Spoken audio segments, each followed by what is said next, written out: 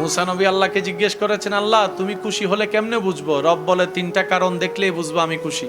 আল্লাহ কি কি কারণ? রব বলে, আমি যখন খুশি হই আকাশ থেকে বৃষ্টি নাজিল করি, আমি যখন খুশি হই ঘরে মেহমান পাঠাই, আমি যখন খুশি হই তখন আমি ঘরে কন্যা সন্তান পাঠাই। কয়টা নিদর্শন পেলাম? একটু জোরে বলতে হবে, কয়টা?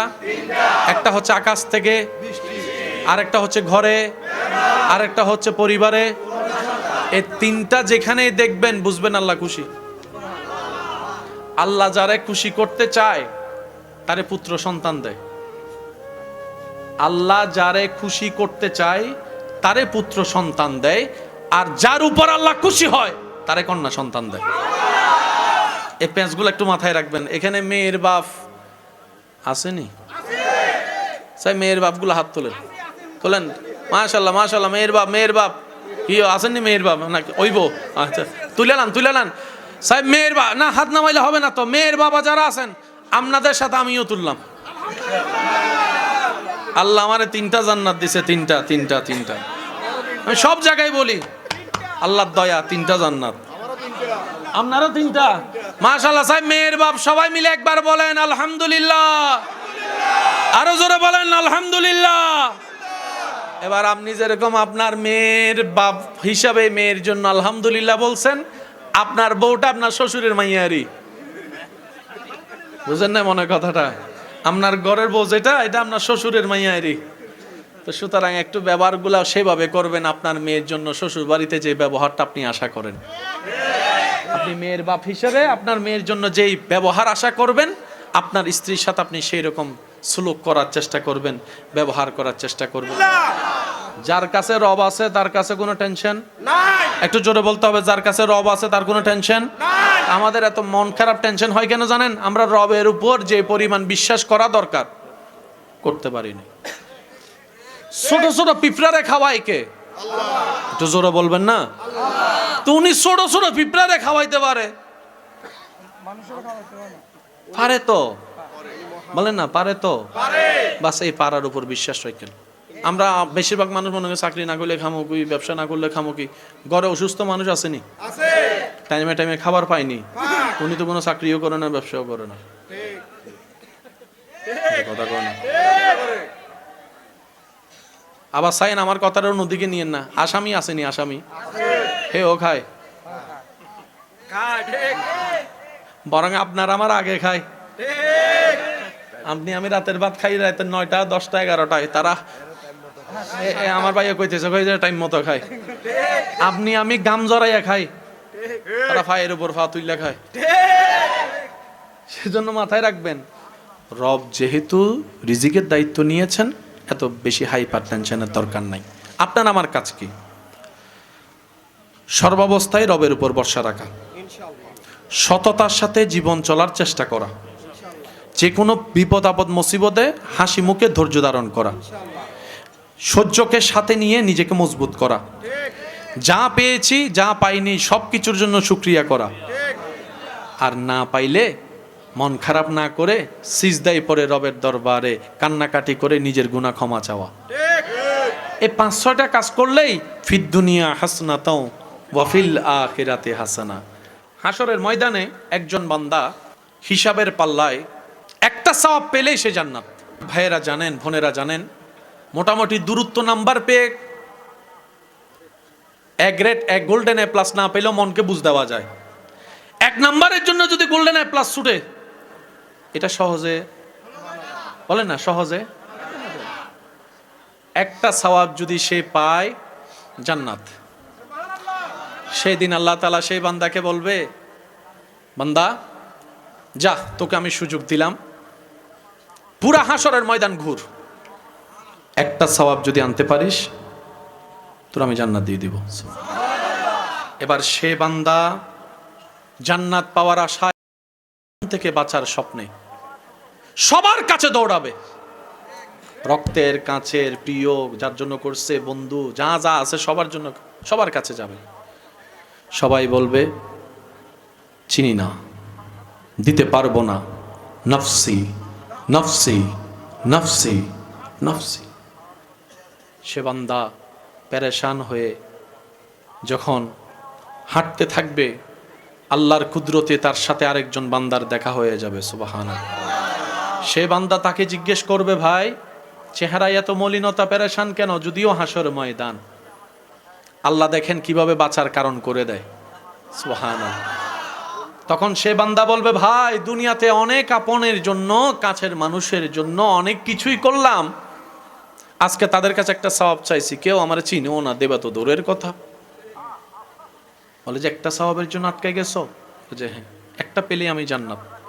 কবে টেনশন করো না, ধরো আমার কাছে একটা সওয়াব আছে, এটা তোমারে দিলাম। বুঝবেন কথা?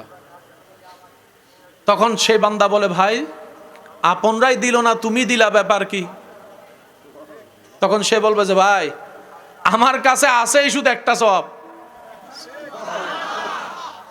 আমার কাছে আছেই শুধু এটা, থাকলেও কি, আরো জোরে বলতে হবে, এটা থাকলেও কি একটাই না সওয়াব, তা আমি তো জান্নাতে যেতে পারবো না, এক সওয়াব দিবে। অন্তত তুমি হইলো দাও, যাও, মনকে আমি বুঝ দিতে পারবো, হাসরে জাহান্নামের ভিতরে মনকে আমি, জাহান্নামে গিয়ে মনকে একটু বুঝ দিতে পারবো যে না, আসার আগে কারো একটা উপকার করে আসছি, কোনো বান্দার মুখে একটু হাসি ফুটাই আসছি। এবার সে বান্দা আল্লাহর কুদরতি ব্যবস্থাপনায় ওই একটা সওয়াব নিয়ে রবের দরবারে যাবে, ইয়া রব পাইছি একটা। রব বলবে, তোর একটা সওয়াব দিল কে রে, নফসি নফসির জায়গায়? তিনি তো সব জানেন, এখন কারণ বানাচ্ছেন বান্দাকে মাফ করার জন্য। কারণ যিনি ন্যায় বিচারক তিনি কখনো আইন ভাঙে না, এটা একটা শান, মাথায় রাখতে হবে। যিনি ন্যায় বিচারক তিনি কখনো আইন ভাঙে না।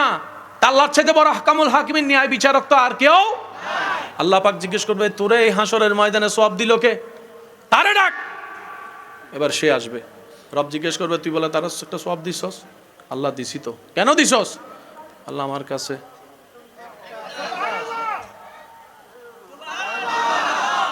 থাকলেও না থাকলেও তো দিছস কেন?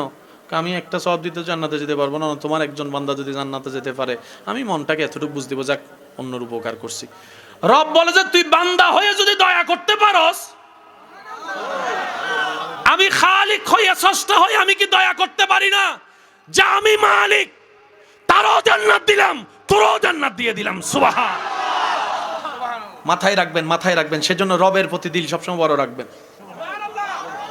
আমি একটা কথা প্রায় সময় বলি, আমাদের রব যদি গরিব হইতো তাহলে আমরা মন ছোট করলে মানা যাইতো।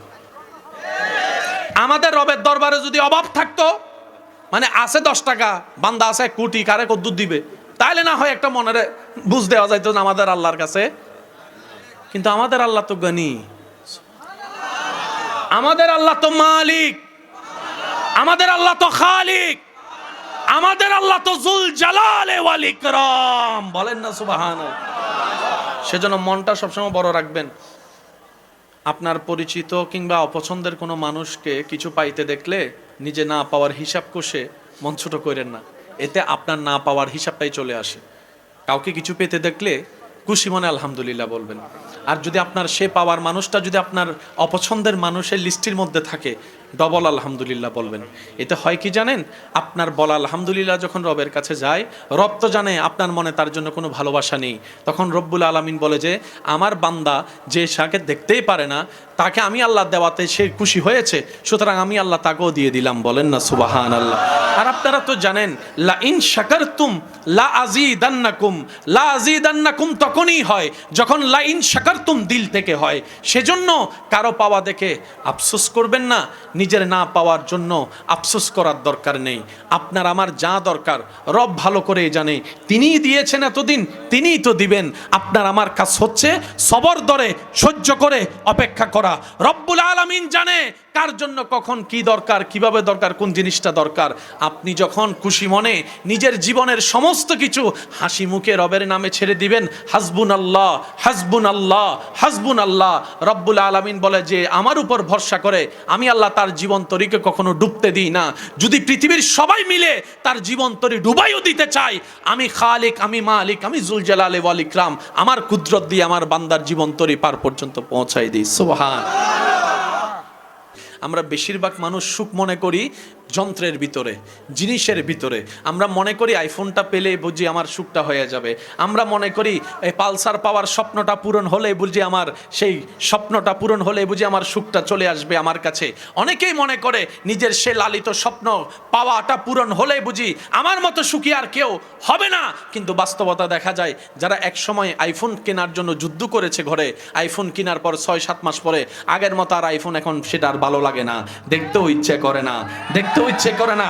যে ছেলেটা এক সময় হোন্ডা কেনার জন্য পাগল হয়েছে, বছর 2 বছর হোন্ডা কেনার পরে দেখা যায় সেই হোন্ডা ধোয়ার জন্য তার ইচ্ছাও করে না, পানি দিয়ে ওয়াশ করার জন্য ইচ্ছাও করে না, বিরক্ত হয়ে যায়। সেজন্য শ্রদ্ধার সাথে বলি, সুখ শান্তি সেটা নয় যেটা আমরা নির্ধারণ করি, সুখ শান্তি সেটাই যেটা আমাদের জন্য আল্লাহ নির্ধারণ করেন। বলেন সুবহান। অনেকে আছে না সুখের আশায় বিয়ে করছে, না এই এলাকায় করে নাই তো। যারা বিয়ে করে নাই তারা আওয়াজ করছে, আর যারা বিয়ে করছে তারা কইতাম না।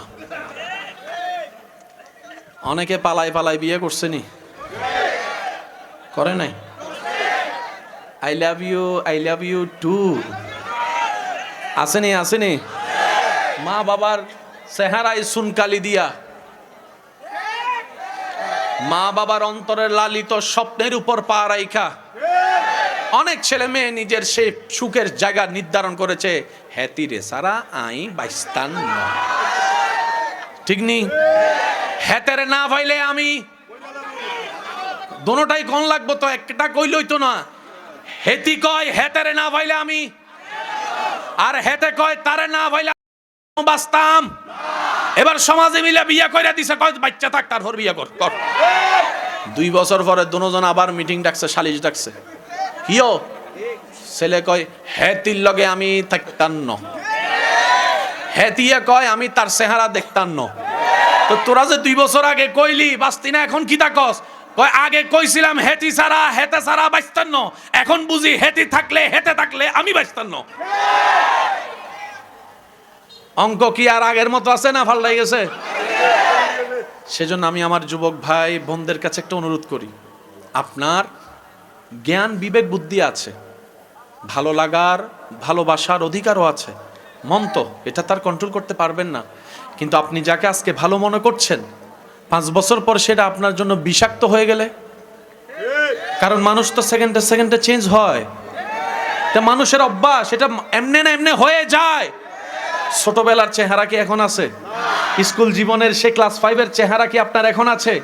পরিবর্তন হবেই, মানুষ ইচ্ছাই হয় অনিচ্ছাই হয়। তো ভবিষ্যৎ আমরা কেউ জানি। সেজন্য আমি মনে করি বিবাহ শাদী জীবনের একটা চরম সিদ্ধান্ত, ভয়ানক মারাত্মক সিদ্ধান্ত। কারণ আপনার মোবাইল যদি নষ্ট হয় আপনি কালকে চেঞ্জ করতে পারবেন, আপনার হোন্ডা যদি আপনার কোনো কারণে ডিস্টার্ব হয় আপনি 1 সপ্তাহ পরে হয়তো চেঞ্জ করতে পারবেন। কিন্তু বিবাহিত জীবন তো একবার, এটা তো বারবার খেলনার জীবন নয়। আপনি এখন কবুল বললেন, কালকে তালাক বলবেন, এটা তো করা যায় না। অনেক সংসার এখনো পর্যন্ত টিকে আছে, যদি আমি ভুল না বলে থাকি, শুধু সন্তান হওয়ার কারণে তারা আলাদা হতে পারছে না সন্তানের দিকে তাকিয়ে। এরকম হাজার পরিবার হয়তো আছে। আমি অনুরোধ করব, আপনার জীবন তরিটা খুশি মনে সিদ্ধান্তটা রবের উপর ছেড়ে দেন। প্রত্যেক দিন বলবেন, আল্লাহ আমার সাথে যাকে দেখলে তুমি খুশি হবা, আমার সাথে যাকে দেখলে তুমি রব হিসেবে খুশি হবা, আল্লাহ তুমি আমাকে তাকে দান করো। আল্লাহ আমাকে এমন একজন জীবন সাথী দাও যার সাথে প্রতিদিন না হলেও মাঝে মধ্যে হলো গভীর রাতে ঘুমটা হারাম করে তোমার দরবারে তাহাজ্জুদের সিজদা দিতে পারবো। সুবহানাল্লাহ। আল্লাহ আমার জীবনে এমন একজন নিয়ামত দাও যেই ব্যক্তিটা আমার জীবনে আসলে আমার ভাঙ্গা ঘরটাও শান্তিতে রূপান্তর হয়ে যাবে। আল্লাহ আমার জীবনে এমন একজন সাথী দাও যেই সাথীর পেট থেকে, যার মাধ্যম থেকে আল্লাহ তোমার প্রিয় বান্দা আও ওয়ালাদিন সালিহিন ইয়াদউ লাহু, এমন সন্তান দুনিয়াতে আসবে, এমন নেককার জীবন পার্টনার আমাকে দাও। বলেন সুবহানাল্লাহ। আমি কি বুঝাতে পারছি কথা? কষ্ট হচ্ছে আপনাদের বুঝতে পারছি? আল্লাহ তাআলা আমাদের সবাইকে বুঝার তৌফিক দান করুক। বলেন আর রহমান আর রহিম। রহমান সবার জন্য, বলেন সুবহানাল্লাহ, বলেন না। রহমান রহিম শুধুমাত্র মুমিনদের জন্য।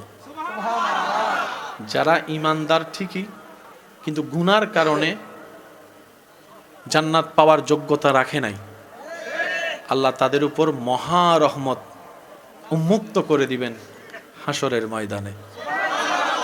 নবী রহমতুল্লিল আলামিন বলেন, আল্লাহর কাছে 100 ভাগ রহমত। পিছন পর্যন্ত সবাই বলেন সুবহানাল্লাহ। 1 ভাগ রহমত আল্লাহ সৃষ্টিকে দান করেছেন, 99 ভাগ নিজের কাছে রেখে দিয়েছেন এখনো। তো সাহাবায়ে কেরাম জিজ্ঞেস করে, ইয়া রাসূলুল্লাহ, পৃথিবীতে যত মায়া, ভালোবাসা, টান, আবেগ যাই দেখি সব কি এক ভালোবাসার অংশ, 1%-এর? নবী বলে হ্যাঁ। সাহাবায়ে কেরাম বলে, ইয়া রাসূলুল্লাহ, 1 ভাগের ভালোবাসা যদি এমন হয়, যেগুলো আপনারা সমাজে দেখেন মায়া, ভালোবাসা, টান, এমনকি মুরগিকে দেখবেন পড়ালেখা কিচ্ছু করে নাই, কিন্তু তার বাচ্চা কয়টা সে ঠিকই জানে। কোন একটা বিপদ আশঙ্কা করলেই মা মুরগি দানা 2টা, বাচ্চাগুলো কেমন জানি গুগল ম্যাপ ছাড়া। আমরা চলতে কি লাগে? গুগল ম্যাপ লাগে, বলে না কি লাগে? আমিও এখানে আসছি আপনাদের এখানে মিস্টার গুগল ম্যাপ ধরে ধরে। আবার দেখেন গুগল ম্যাপের উপর অন্ধবিশ্বাস করেন না, তখন দেখবেন যে সোজা যাইতে যাইতে দেখবেন যে গুগল ম্যাপের রাস্তা দেখা যায়, আপনি সামনে যাই দেখবেন পুরা খাল। একটু ডাইনে বামে খোঁজ খবর নেওয়ার দরকার। মুরগি মা হাত যখন খুলে দেয়, পাখা যখন তুলে দেয়, ছোট্ট ছোট্ট বাচ্চারা চলে আসে।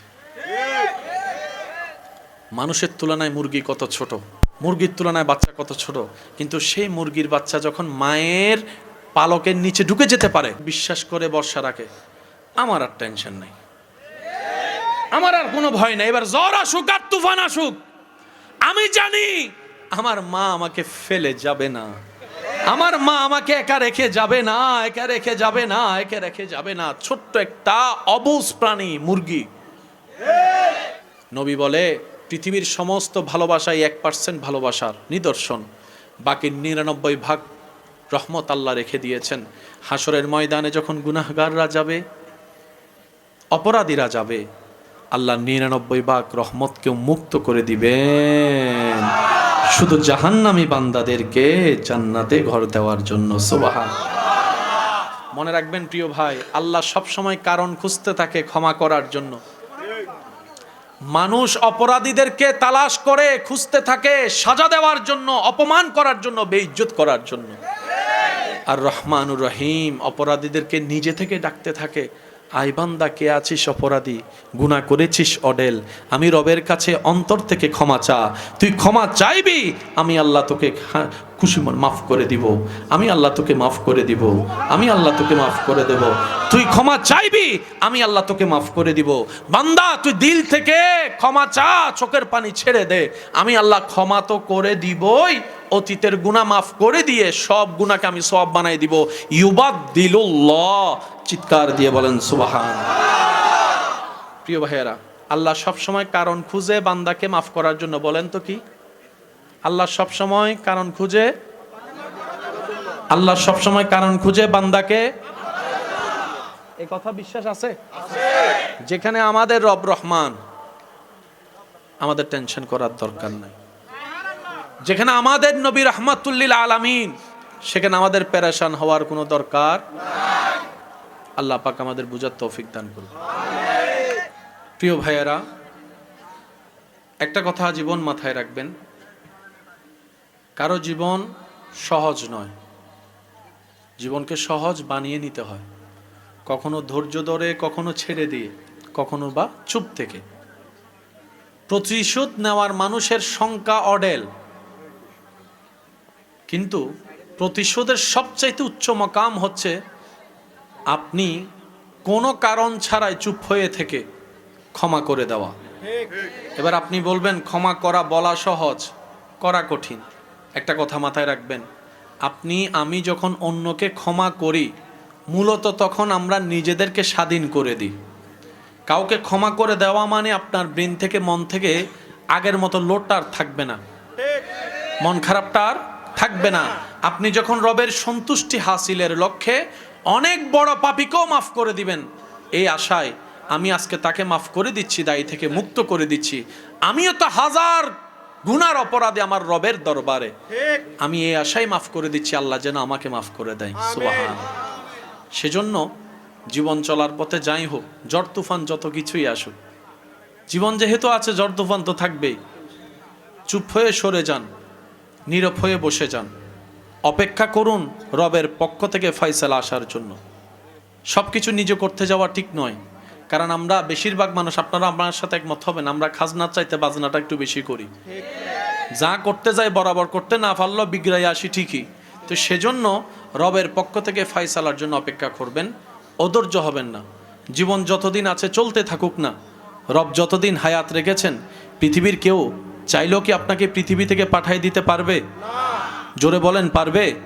আর আপনার যদি হায়াত শেষ হয়ে যায়, পৃথিবীর সব মানুষরা মিলে কি আপনাকে ধরে রাখতে পারবে? বাস ফয়সালা শেষ তো। যতক্ষণ রব্বুল আলামিন চায় থাকবো। করোনার মতো কঠিন ভয়াবহতা এই জিনিসটা বারবার প্রমাণ করে দিয়েছে। অনেকের মুখে মুখে হয়েছে, বেডরুমের মানুষ যেখানে কেউ যেতে পারে না সেই মানুষ মারা গেল করোনায়, আর রাস্তায় খেটে খাওয়া মানুষ এখনো বেঁচে আছে।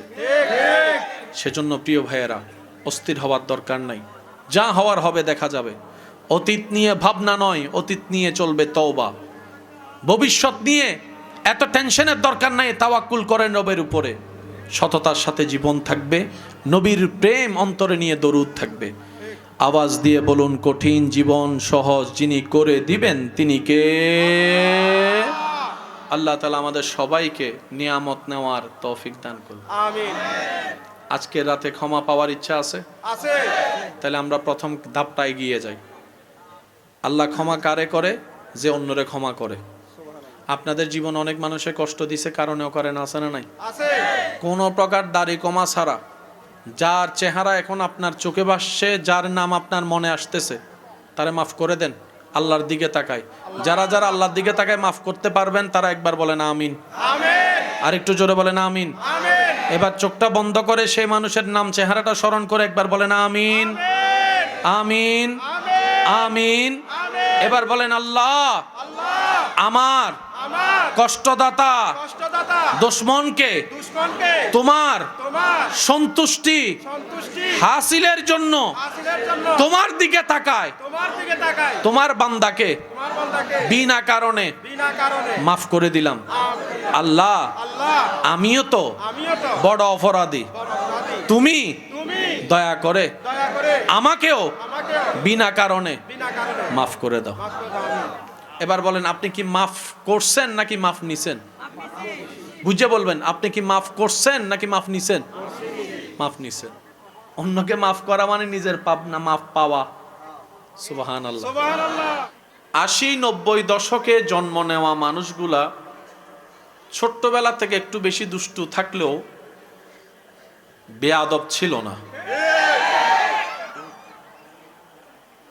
80-90 দশকে জন্ম নেওয়া সেই মানুষগুলা হয়তো বর্তমান সময়ের মতো মোটু পাতলু কার্টুনের মধ্যে নিজের জীবনটাকে উপভোগ করতে হয়তো পারেনি, কিন্তু সেই ছেলেগুলা মাটির খেলনা দিয়ে ঘর বানিয়ে মাটি দিয়ে খেলে যে আনন্দ পেয়েছে, বর্তমান সময়ের ছেলেরা সেটা, বাচ্চারা কল্পনা করো সেটা পাবে না। 80-90 দশকের জন্ম নেওয়া সৌভাগ্যবান ব্যক্তিরা ছোট্ট ছোট্ট বিষয়ের মধ্যে মহা আনন্দ খুঁজে পেত। ছোট্টবেলায় বড়দের থেকে 1 টাকা 2 টাকা পেয়ে যে আনন্দ অনুভব হয়েছে, আজকে 1000 টাকা পকেটে থাকার পরও সেই আনন্দ খুঁজে পাওয়া যায় না। স্কুলের সামনে আইসক্রিম ওয়ালার সেই ডেগের বাড়ির আওয়াজটা, টং টং শব্দটা, 1 টাকা 2 টাকা দিয়ে নারিকেলের আইসক্রিম, দুধের আইসক্রিমের যে স্বাদ, বর্তমান 1000 টাকার আইসক্রিমের মধ্যেও সেই আনন্দ স্বাদ খুঁজে পাওয়া যাবে। ছোট্টবেলায় কত বন্ধু আশেপাশে ছিল, যাদের চেহারা দেখে দেখে বড় হওয়া, যাদের সাথে সময়ের ক্ষণ অনেক পার হয়েছে, আজকে জীবনের বাস্তবতা যখন সামনে এসেছে, সংসার দুনিয়ার ভার জিম্মাদারি যখন কাঁধে এসে পড়েছে, কত বন্ধু কত দিকে চলে গিয়েছে, কারো চেহারা আর দেখা যায় না। কেউ এক একজন এক এক জায়গায় চলে দিয়ে গিয়েছে, কেউ তো দেশ ছেড়ে বিদেশে চলে গিয়েছে। আবার অনেক বন্ধু আজকে কবরে শুয়ে আছে, আরেক বন্ধু জানেও না যে বন্ধুটা মৃত্যুবরণ করেছে। জীবনের বাস্তবতা এমন কঠিন, সেজন্য দুনিয়ার সফল ব্যক্তিরা বলে আবেগে চলিও না, বাস্তবতার বিবেক দিয়ে চলো। কারণ আবেগ হচ্ছে শীতকালের কুয়াশার মতো, দেখা যায় ধরা যায় না, দেখা যায় ধরা যায় না। আজকে তোমার জন্য যেটা আনন্দের মনে হয় তুমি ভুল সিদ্ধান্ত নিচ্ছ, একটা দিন দেখবা আজীবনের কান্না হয়ে যাবে আজকের দিনের সিদ্ধান্ত। কথা বলেন ঠিক কিনা? সেজন্য আবেগের চাইতে বাস্তবতাকে দাম দিয়ে চলাটাই হচ্ছে বুদ্ধিমানের কাজ। একটু জোরে বলেন ঠিক কিনা? জীবন কত দ্রুত পার হয়ে যাচ্ছে, সময় কত দ্রুত আপনি আমি কবরের দিকে চলে যাচ্ছি, কল্পনাও করা যাচ্ছে না। এই তো রমজান গেল কিছুদিন আগে, এখন দেখা যায় কিছুদিন পরেই আবার খুশবু শোনা যাচ্ছে, খুশবু পাওয়া যাচ্ছে মাহে রমজানের আগমনের। রহমত, বরকত, মাগফিরাত, নাজাতের মাস মাহে রমাদান। কথা বলেন ঠিক কিনা? এক একটা বছর কেমন করে যেন পার হয়ে যাচ্ছে।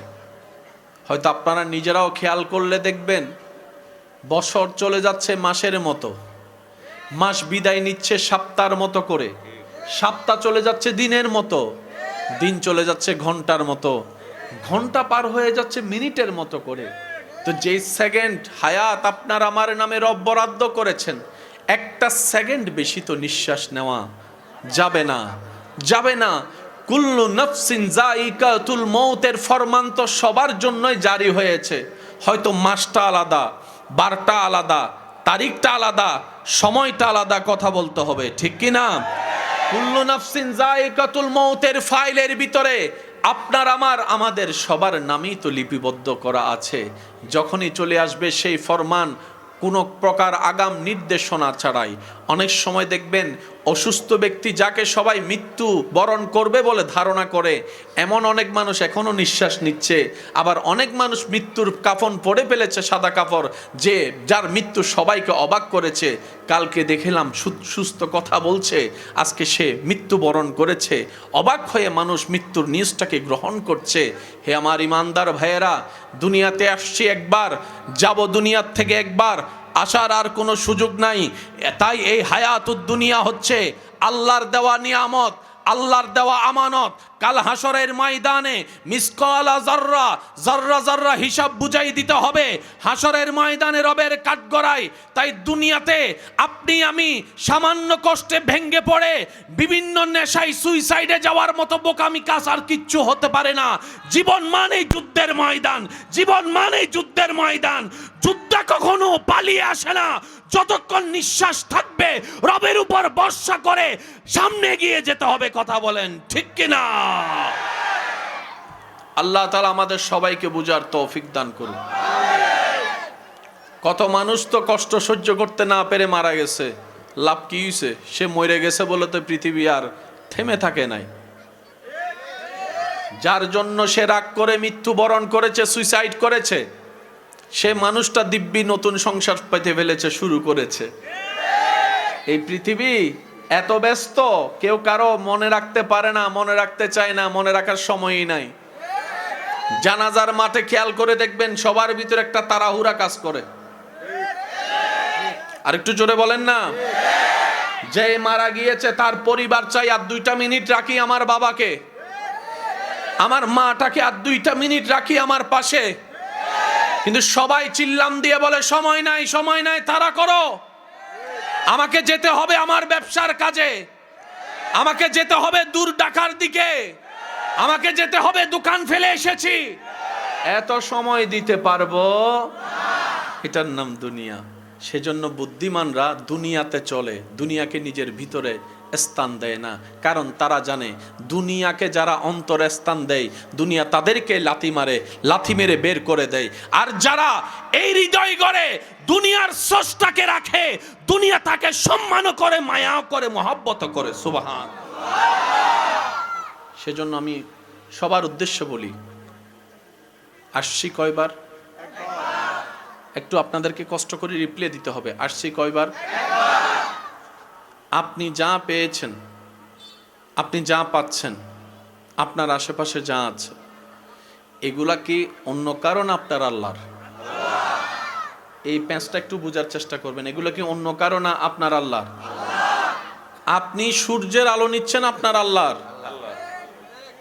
আপনি পানি খাচ্ছেন আপনার আল্লাহর, আপনি নিঃশ্বাস নিচ্ছেন আপনার আল্লাহর, আপনি রিজিক খাচ্ছেন আপনার আল্লাহর, আপনি খাবার খাচ্ছেন আপনার আল্লাহর দেওয়া জিনিসের। সুতরাং দুনিয়াতে কারো ঠেকায় চলার দরকার। মাথায় বসান কথাটা, মাথায় বসান। চাচা, মামা, জেঠা, কাকা, নানা, এই সেই, এগুলা দুনিয়াতে চলার একটা নাম মাত্র, পরিচয় মাত্র। ঠেকা আমাদের এক জায়গায়, বান্দা হিসেবে রবের দরবারে। কথা বলেন ঠিক কিনা? ওই ঠেকার জায়গায় ভুলে যাওয়ার কারণে আজকে আমরা বাহিরেও লাথি খাচ্ছি। অনেক সময় এমন হয় নিজের আপনা মানুষের, রক্তের মানুষের, প্রিয় মানুষের লাথিও খাচ্ছি। আপনি অন্যের মানুষের কষ্ট পেলেন তো বুঝলাম, নিজের রক্তের মানুষ থেকে কেন কষ্ট পাচ্ছেন? সবার কথা বাদ দিলাম, আপনার বউ থেকে কেন, স্বামী থেকে কষ্ট পাচ্ছেন আপনি? একটু অঙ্কটা মিলাবেন। দেখা যায় আমরা বেশিরভাগ সময় সুখদাতাকে নারাজ করে সুখ খুঁজি। একটু কথা বলেন। আমরা শান্তিদাতাকে নারাজ করে শান্তির রাজ্যে বিচরণ করতে চাই। দিন শেষে দেখা যায় চাওয়াটা চাওয়ার মধ্যেই রয়ে যায়, পাওয়াটা আর পাওয়ার মধ্যে হয় না। কিন্তু যারা শান্তিদাতাকে রাজি করে, সুখদাতার সাথে প্রেমের সম্পর্ক করে, ইবাদতের মাধ্যমে, দিলের মাধ্যমে আল্লাহ তাআলা তাদেরকে এমন দিলে শান্তি দেন, ইব্রাহিম নবীকে আগুনের সামনে রেখে দিয়েছে, কিন্তু তারকে ইব্রাহিম নবীকে পেরেশান করতে পারে নাই। ইব্রাহিম নবীর অন্তরে আল্লাহ শান্তি দিতেই ছিলেন। সুবহানাল্লাহ। আমি সবার কাছে একটা নিবেদন রাখবো, এখানে যারা এসেছেন, দুনিয়াতে যতদিন বাঁচবেন অশান্তি চান নাকি শান্তি চান? যাদের দরকার তার একটু আওয়াজ দিবেন। অশান্তি চান নাকি শান্তি চান? দুঃখ চান নাকি সুখ চান? বেইজ্জত চান না ইজ্জত চান? দরকার আছে সবার? দরকার আছে সবার? কবরে যাওয়ার পরে কবর আলোকিত হওয়ার ইচ্ছা আছে? হাসরের ময়দানে রবের পক্ষ থেকে দয়া পাওয়ার ইচ্ছা আছে? আজকের আলোচনা আপনাদের জন্য। বুঝবেন কথা, যাদের দরকার তাদের জন্য। আর যারা জান্নাত পাইয়া গেছেন, আপনারা না শুনলেও চলবে। একবার কোন মারহাবা। আজকে যেহেতু একটা মহিমান্বিত রজনী, বিভিন্ন জায়গায় মাহফিল, ইবাদত চলছে, ঠিক কিনা? তো মানুষের সমাগম যা হয়েছে এটাই অনেক। মনে রাখবেন, আল্লাহ যখন যেটা করেন, যেটা রাখেন, যেটা দেন, কোন প্রকার দাড়ি কমা ছাড়া আলহামদুলিল্লাহ বলে খুশি হওয়াটাই হচ্ছে বান্দার কাজ। সাজালেন আপনারা সুন্দর বাগান, যদি এখন রব তুফান দিয়ে উড়াই দেয়, কার কি করার? কারো কি কিছু করার আছে? বলেন না, কারো কি কিছু করার আছে? তো আপনি মন খারাপ করলেও পরিবেশ পাল্টাবে না। সেজন্য বুদ্ধিমানরা, ইমানদাররা কখনো পেরেশান হয় না। তারা বলে, বর্তমান সিচুয়েশন বুঝার মতো ক্ষমতা জ্ঞান আমার কাছে নেই, কিন্তু আমার আল্লাহর হুকুমে যেহেতু হয়েছে, নিশ্চয় সেখানে কোনো না কোনো কারণ, কোনো না কোনো কল্যাণ। আর আল্লাহ পাকের প্রত্যেকটা কাজে খুশি মনে রাজি থাকাই হচ্ছে আশেক প্রেমিক বান্দার কাজ। আমাদের নিজস্ব বলতে মূলত কিছুই নেই, সব তো রবের দান। সুতরাং হারানোরও কোনো ভয় নাই, পাওয়ার পরে পেয়ে গেলে অহংকার করারও কোনো অবকাশ।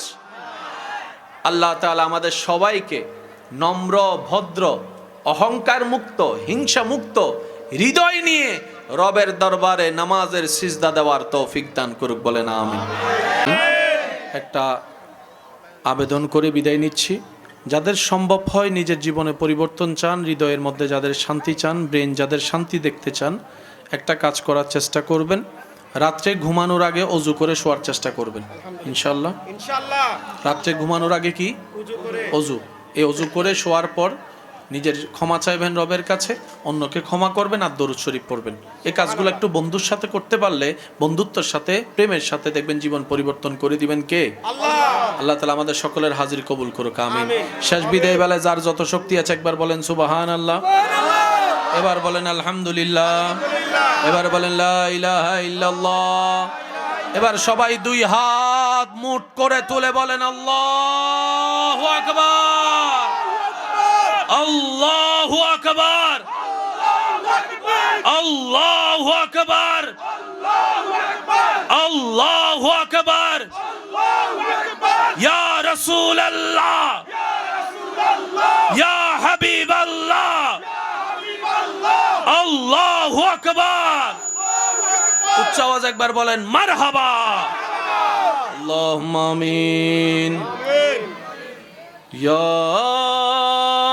ইলাহি हर जगह तेरी अता का साथ हो, जब पड़े मुश्किल शाहे मुश्किल कुशा का साथ हो। রব্বুল আলামিন নাসির গ্রাম সমাজ কল্যাণ সংগঠনের উদ্যোগে আজকের এই মাহফিলকে আল্লাহ তোমার রহমতের দরবারে তুমি কবুল করে নাও। এই মাহফিলকে সাজাতে সহযোগিতা যারা করেছেন, শারীরিক, মানসিক, আর্থিকভাবে, কাছ থেকে দূর থেকে, আল্লাহ প্রত্যেকজন খাদেমদের খেদমত তুমি কবুল করো। আল্লাহ আমার যে সমস্ত ভাইয়েরা বোনেরা সশরীরে মাহফিলের উপস্থিত হয়েছেন, আশেপাশে উপস্থিত হয়েছেন, অনেকে যারা এসেছিলেন কাজের ব্যস্ততায় দূরে চলে গিয়েছেন, ফিরে গিয়েছেন, আল্লাহ সবার হাজিরি তুমি কবুল করো। আল্লাহ আমাদের জীবনের জানা অজানা কবিরা সগীরা গুনাহ আজকের এই মহিমান্বিত রজনীর সদকায় তুমি মাফ করে দাও। আল্লাহ মেহেরবানি করে আমাদের মা বাবা, দাদা দাদি, নানা নানি গুনাহ মাফ করে দাও। আল্লাহ আসার সময় দেখলাম কবরস্থান, কত মানুষ যে কবরে শুয়ে আছে, কত চেহারার মানুষ, কত নামের মানুষ, কত জনের আত্মীয় চিনি না জানি না। আল্লাহ অত্র এলাকার ডানে বামে, সামনে পিছনে যত কবরবাসী আছে, আল্লাহ মেহেরবানি করে কবরের আযাব তুমি মাফ করে দাও। আল্লাহ তুমি মাফ না করলে কে মাফ করবে? আল্লাহ তোমার কাছে না চাইলে আমরা কার কাছে চাইবো? আল্লাহ আল্লাহ আমরা জানি, আমরা স্বীকার করি আমাদের মতো পাপী মানুষ হয়তো দুনিয়াতে আর নাই। আল্লাহ আল্লাহ আমাদের দিনে রাতে ভিতরে বাহিরে সব গুনার গুনাহ, গুনার গুনাহ, গুনার গুনাহ। আল্লাহ তোমার জমিনে থেকে তোমার নাফরমানি করে চলেছি দিনের পর দিন। আল্লাহ আল্লাহ কোন চেহারা নিয়ে যে তোমার সামনে যাব হাসরের ময়দানে, আল্লাহ ভাবতে লজ্জা লাগে। আল্লাহ দুনিয়ার একটা নিয়ম আছে, যার খায় তার গুণ গাইতে হয়। আল্লাহ তোমার খায় কিন্তু আমরা তোমার গুণ গাইতে পারি না বরাবর। আল্লাহ আল্লাহ আমরা ভুল করেছি, অতীত আমরা পাল্টাতে পারবো না। তুমি চাইলে তো আল্লাহ অতীত বর্তমান সব পাল্টাই দিতে পারো। আল্লাহ আল্লাহ তুমি মেহেরবানি করে তোমার রহমান, তোমার রহিম নামের সদকায়, গফফার নামের উসিলায়, সত্তার নামের উসিলায়, আল্লাহ রউফ নামের উসিলায়, আল্লাহ তুমি দয়া করে আমাদের সবার গুনাহ একটু মাফ করে দাও না। আল্লাহ আমাদেরকে একটু মাফ করে দাও না। আল্লাহ আল্লাহ একটু মাফ করে দাও না। আল্লাহ আল্লাহ তোমার রহমত দিয়ে আমাদেরকে, আল্লাহ আমাদের জীবনকে তুমি ধৌত করে দাও। তোমার প্রিয় বান্দা, তোমার নবীর প্রিয় উম্মত হয়ে যেন কবরে যেতে পারি সে তৌফিক দান করো। আল্লাহ প্রত্যেকটা ঘরে শান্তির ব্যবস্থা করে দাও। আল্লাহ প্রত্যেকটা পরিবারে শান্তির ব্যবস্থা করে দাও। আল্লাহ পরিবারের সদস্য ভিতর একজন আরেকজনের সাথে মায়া মহাব্বত, সম্মান, শ্রদ্ধার ব্যবস্থা করে দাও। আল্লাহ স্বামী স্ত্রীর ভিতরে মহাব্বত পয়দা করে দাও। আল্লাহ ভাই ভাইয়ের মধ্যে, ভাই বোনের মধ্যে যা ভুল বুঝাবুঝি দূরত্ব আছে তুমি দূরত্ব দূর করে দাও। আল্লাহ আশেপাশে যারা এসেছেন, স্টেজে যারা আছেন, আল্লাহ যত উলামায়ে কেরাম, বাবা দাদা নানার বয়সী আছেন, ওনাদের সকলের দোয়া ফরিয়াদ তুমি কবুল করে নাও। আল্লাহ আমার মা বোন যারা হাত তুলেছেন তাদের দোয়া ফরিয়াদ কবুল করো।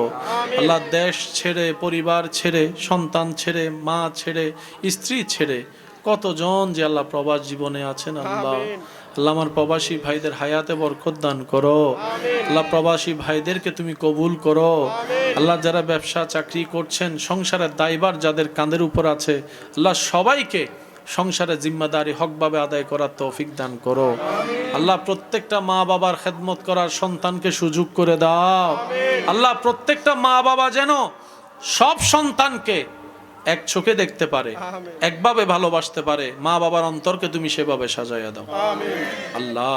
আমার ভাই বোন যারা পড়ালেখায় আছেন, যে জ্ঞান অর্জন করলে আল্লাহ দুনিয়া আখেরাতের কল্যাণ হবে, সে জ্ঞান অর্জন করার তৌফিক দান করো আল্লাহ। আগামী বছর এই মাহফিলকে আরো সুন্দরভাবে আয়োজন করার জন্য যা দরকার আল্লাহ তুমি তা ব্যবস্থা করে দিও আল্লাহ। এই কমিটির মধ্যে যারা আছেন, যাদেরকে দেখেছি, যাদেরকে দেখার সৌভাগ্য আমার হয়নি আল্লাহ, আমার সব ইমানদারদেরকে আল্লাহ তুমি তোমার রহমতের দরবারে তুমি খাদেম হিসেবে কবুল করো আল্লাহ। যে মসজিদে আল্লাহ তোমার দরবারে নামাজের মাধ্যমে সিজদা দেওয়ার আমি অদমের সুযোগ হয়েছে, এই মসজিদের সাথে সংশ্লিষ্ট যারা কবরে আছে আজকে আল্লাহ, তাদের কবর আযাব মাফ করে দাও আল্লাহ। যারা মসজিদের খাদেম খেদমতকার এখনো পর্যন্ত আছেন বিভিন্ন পদে আল্লাহ, সবাইকে মসজিদের আল্লাহর ঘরে তোমার ঘরের খাদেম খেদমতকার হিসেবে থাকার তৌফিক দান করো আল্লাহ। আমার এখানে যত যুবক ভাইরা এসেছেন আল্লাহ, সবাই যুবককে নিয়ে ঠাট্টা করে, মস্কারি করে, খারাপ বলে আল্লাহ, একটু রহমতের নজর দিয়ে দেখো কত যুবক এখানে বসে আছে আল্লাহ।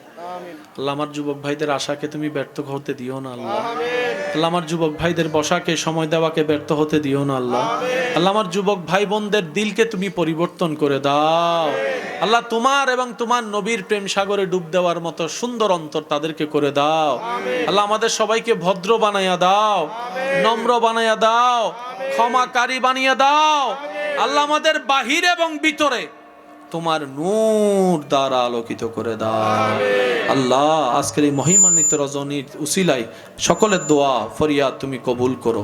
আশেপাশে যারা এসেছেন, মাইকের আবার যতটুকু যাচ্ছে, যারা আসতে পারে নাই মাইকের মাধ্যমে আবার শুনছেন, আমার সব ইমানদার ভাই বোনদেরকে আল্লাহ তুমি কবুল করো আল্লাহ। যারা আশেপাশে বিভিন্ন জায়গায় দোকানে ঘোরাফেরা করতেছে, সময়ের অভাবে আসতে পারে নাই আল্লাহ, আমার সেই সমস্ত ভাই বোনদেরকেও তুমি কবুল করে নাও।